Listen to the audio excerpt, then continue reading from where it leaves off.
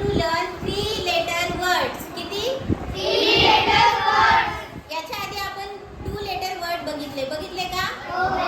तर आता लक्षात घ्या 3-letter word कुठल्या साऊंड साठी हा कुठला साऊंड आहे? Very good. ए कोण म्हणतंय रे?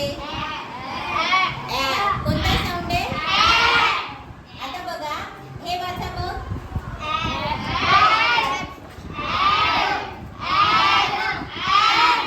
Very good. हे आहे ॲड, ॲड आणि add.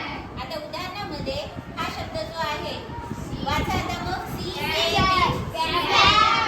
Very good. T A B. N A B. L A बी.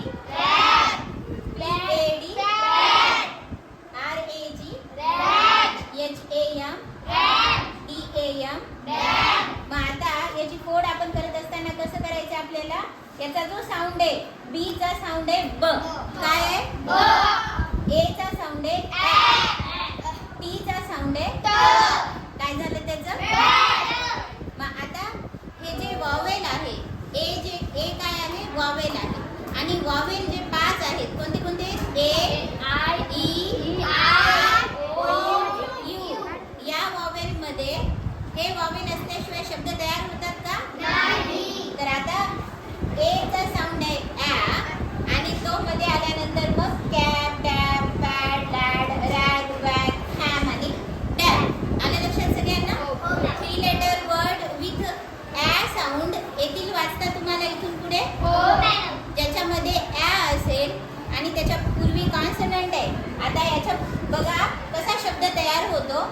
ए आहे वॉवेल आणि सी काय आहे? कॉन्सनंट आणि बी काय आहे? कॉन्सनंट. कारण वॉवेल किती आहेत सांगा? ए ई आय ओ यू. ठीक आहे. हे 5 म्हणजे शब्दांचे मित्र आहेत. हे 5 असल्याशिवाय कोणताही शब्द तयार होत नाही. शक्यतो तर असा शब्द नाहीये की तुम्ही बघा आता वाचत असताना हे 5 पैकी एक तरी अक्षर त्याच्यामध्ये असते. आलं लक्षात? इथून पुढे वाचत असताना हे लक्ष ठेवायचं.